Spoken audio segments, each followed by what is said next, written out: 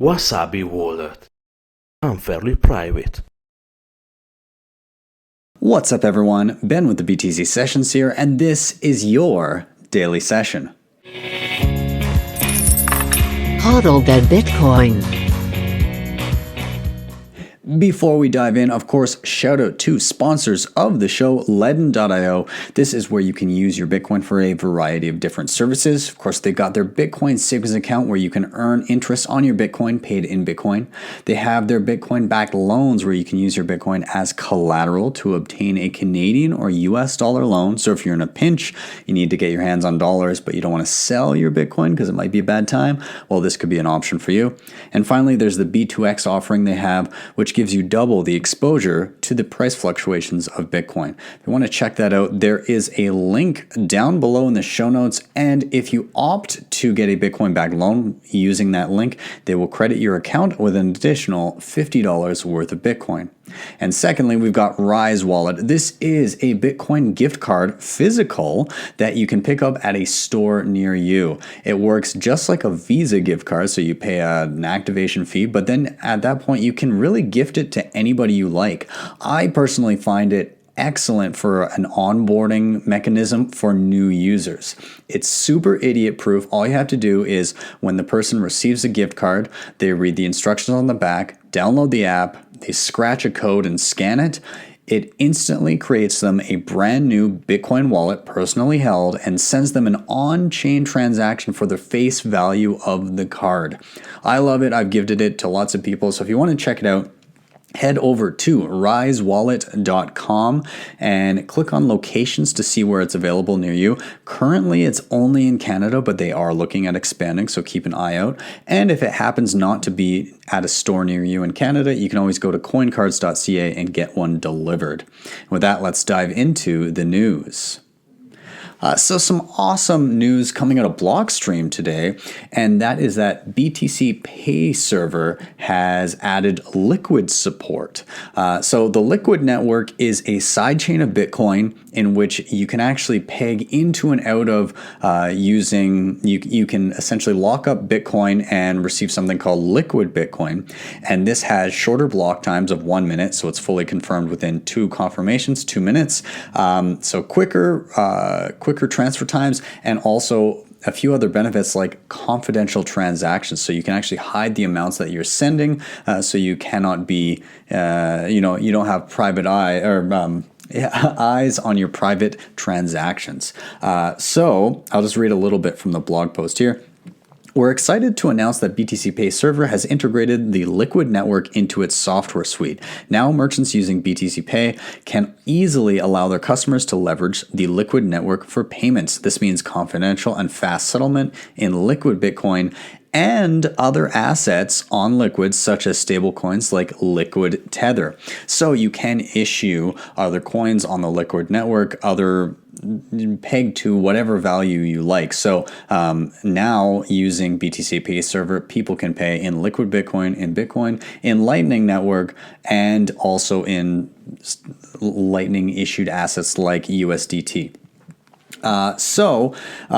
Interesting and awesome update here. And if you want to check out playing around with BTC Pay and playing around with Liquid, it's actually, you can use Liquid Network via the Blockstream Green wallet. Now, I've done a tutorial on Blockstream Green, but this was before they implemented Liquid support, so it won't necessarily help you in that sense, but I will link to this blog post from Blockstream about Liquid support in their wallet.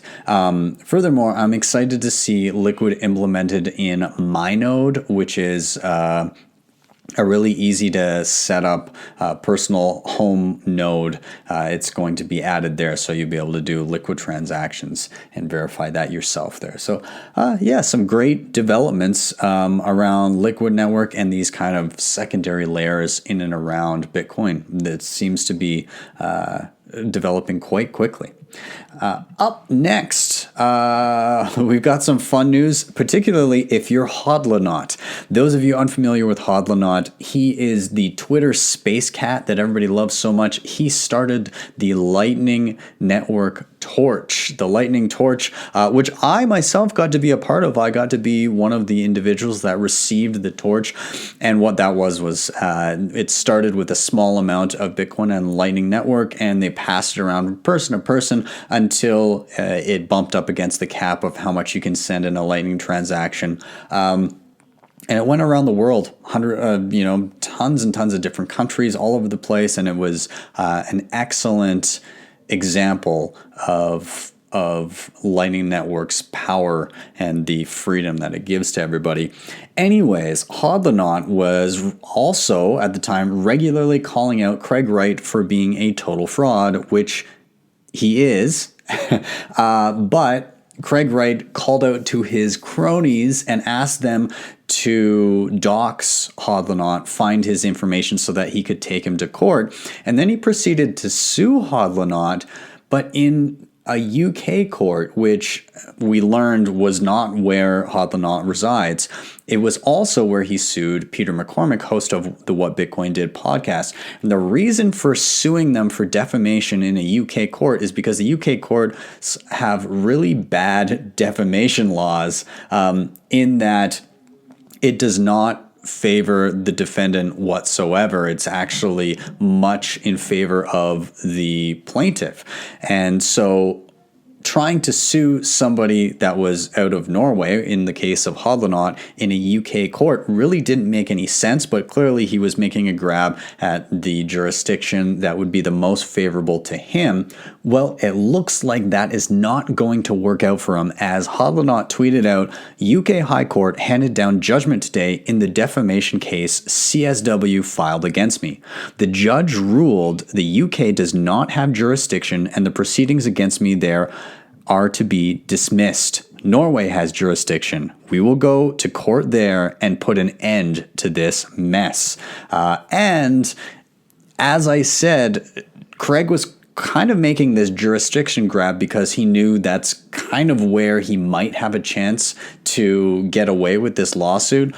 I'm doubtful that's how it's going to turn out in Norway. So we will see going forward, but congrats to Hodlonaut on having something go your way.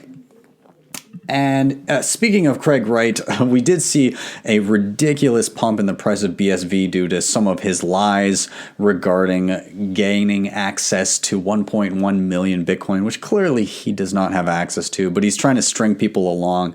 Anyways, while this was happening, there was a massive on-chain Bitcoin transaction, which led to some speculation as to whether or not that was actually Craig Wright. Well, obviously, it was not. It was just Bitfinex moving around and refunding their hot wallet for the exchange. They actually moved $1 billion worth of Bitcoin, and they only paid 48 cents of on-chain fees, which is pretty incredible. So, yes, Craig Wright does not have access to that Bitcoin, will not have access to that Bitcoin. And yes, this was just Bitfinex shuffling around some funds to ensure that withdrawals continued on their exchange.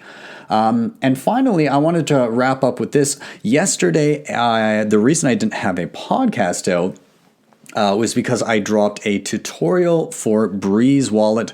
This is a mobile wallet for iOS and Android, and it is a Lightning wallet, non-custodial, that you can run, and it runs a Neutrino Lightning client, and you're able to trustlessly run Lightning on your phone. So it's not custodial. It's not somebody else holding and managing everything for you.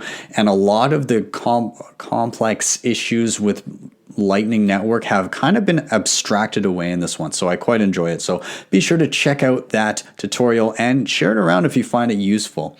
And with that, I am going to wrap up. Thank you guys so much for watching and listening if you are on any sort of podcast platform. Of course, always hit like, subscribe, and share out those podcasts on your social media as well. If you want to help out the show in another way, you can always check out the sponsors I mentioned before down below, LEDN and Rise Wallet, as well as Wasabi Wallet to help with your Bitcoin privacy. And finally, you can check out NordVPN. This also in the privacy vein, it helps hide your IP address, encrypts your browsing data, and also has the added benefit of unlocking geo-block content. So if you can't access something in your area, you can simply change where you are pretending to be from, more or less, and access that content quite easily. And with that, I will wrap up. Thanks again, you guys, and I will see you next time for your daily session.